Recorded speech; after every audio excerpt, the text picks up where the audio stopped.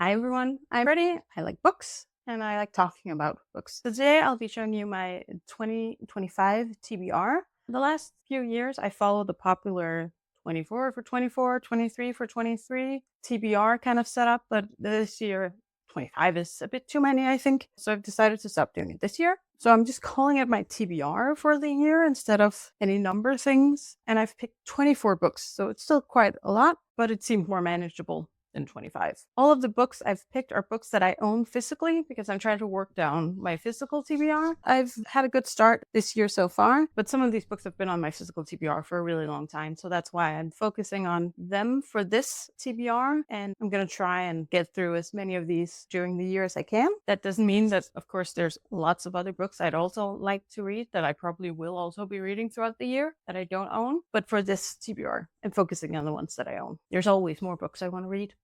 So it's going to be true. And all of the new shiny ones are often more interesting than the ones I already have. I kind of have to focus on it in order to get through all the books that I already own. So I finished a couple of books already, actually, off of this list. I just made the list at the beginning of the year and now almost the end of January. So I'm still going to include them in this video. I'm just going to mention that I've already read them. I'll start with those. First, I read The Sun and Star by Rick Riordan and Mark Oshiro. This is a part of the Percy Jackson universe. I've already read this. I can already cross it off of my TBR list. The next book I've read on this TBR is Aldrig for evigt by KOFI. This is a Danish book. That's why the title is, of course, in Danish. But I've already read this and enjoyed it, so I can cross this off my TBR as well. And I am currently reading Dead Man's Hand by James J. Butcher, who don't know, is the son of Jim Butcher, who I've read most of his books. I really enjoy his books. This is his son's debut novel, and I bought it about a year and a half ago when Jim Butcher visited a Danish event. And I'm enjoying it so far. It's urban fantasy. It's kind of what I expected it to be.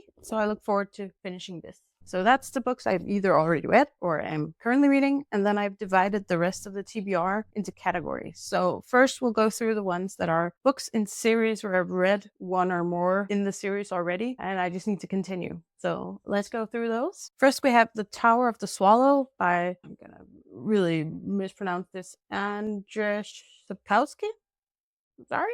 This is the fourth novel in the Witcher series. When I read the first three, I didn't own the last two yet. When I got them, I never got around to finishing them. It's been a couple of years, so I really need to finish the series. Then next up, we have Empire of Ivory by Naomi Novik. This is in her Temeraire series. This is the fourth book that I just never got around to. I want to read the rest of the series because I enjoyed the first three books, so now I just need to continue. Then we have The Ambassador's Mission by Trudy Kahneman. Now, this is technically the first in the Traitor Spy trilogy. So it is the first in the series, but I read the Black Magician trilogy, which takes place in the same universe. And this is like a follow-up trilogy in that universe. I've had these, I want to say, oh god, I've had these for like 15 years. I need to get to them. I really enjoy the Black Magicians trilogy, so I just need to read them. And then next, we're switching a bit away from fantasy, which most of these books have been, and moving into historical fiction. This is The Lords of the North by Bernard Cornwell. The first book in this series is The Last Kingdom. There's a TV show by the same name about this series, and it's a historical fiction about Vikings in England. I really enjoyed the first two. I've watched the first season of the show because that covers the first two books, and I wanted to read the books before continuing on. I never got around to it, and I know my mom is a huge fan of all of Bernard Cornwell's books. I think I'm missing two from the series, and there's 13 or 14 in total. I really just need to continue on. Then, sort of in the same vein, I have Jomsviking by Susanne Claude Pedersen, which, again, this is in Danish. This is historical fiction about Vikings. And this is the second book in her series. I think it's 6 books in total. And I actually started this after I read the first one, and then I never finished it. And it's been like a couple of years, so I want to start over. Because I have all the books in the series, and I just need to read them. I can repeat that so many times because it's true for a lot of books, but isn't that just how it is? Next up, we have The New Hunger by Isaac Marion. This is a prequel to Warm Bodies, which was also made into a movie back in the day. I've had this for a long time as well, and I haven't read Warm Bodies in a while, but I really, really, really loved it when it first came out, and I read it several times, forced several of my friends to read it back in high school, and I have this prequel, and I have the sequel as well. Again, I just need to read them. Taking a complete genre shift, we have The Silence of the Lambs by Thomas Harris. I don't read a lot of thriller, mystery, those kinds. It's very out of my comfort zone. I have read The Red Dragon. I love both the different Hannibal movies, but also the Hannibal TV show. Love it. Which is probably what pushed me to read The Red Dragon. I own all 4 of the Hannibal books. I just need to read them. I just find them very intimidating, also because I heard that The Silence of the Lambs is the best of the books. I need to read it. Those were the books on the TBR that are parts of series that I've read some of already. I have many more series that I'm in the middle of, but I don't own all of them, and I had to, pick only some books. Next, we'll get to books that are first in series that I want to read, because I'm not in the middle of enough series. Obviously. We'll start with Leviathan Wakes by James S.A. Corey. This is the first in the Expanse series that I really want to read. I haven't read any space opera, I think, before. I have a feeling I'll like it. As far as I know, the last book in this series came out last year, I think, or 2 years ago. So it's completed, which is always nice when you're starting a long series. I need to get to this. Speaking of long and completed series, The Wheel of Time. First book, of course, The Eye of the World by Robert Jordan. I have the first 3 books in this series, and I have a friend who loves these books, and I know that they're very beloved, and I really want to read them, but I've just never gotten around to starting it. I think it's a bit intimidating. It's, I think, 16 books this year. This year will be the year. Next up, we have a series from an author that I know I love, and I've read a lot of his books, and I own 3 books in this series, which is Skyward by Brandon Sanderson. I've read not all of Brandon Sanderson's works, because there are a lot, but I do have an intention to work my way through more of his stuff. I've read most of his very popular books, not this one, so I need to get to it. Then we have Founderside by Robert Jackson Bennett. I don't actually know a lot about this, I just know it's very popular. I've read the first in the Divine Cities series by the same author. I really enjoyed that. The reason it's not on this list is because I don't own them physically. I believe I borrowed them digitally from the library, and then I just never got around to finishing. I believe it's a trilogy, but this one I do own and I want to read. Next up, we have Maskespil by Anna Tofdal Olsen and Kira Axelsen. This came out last year, so I have no idea what the plan is for the second book. I just saw that it is marked as a first in the series, and I want to read this. I don't know what it is about. I've heard good things. Next up, we have Belladonna by Adeline Grace. Again, a book that I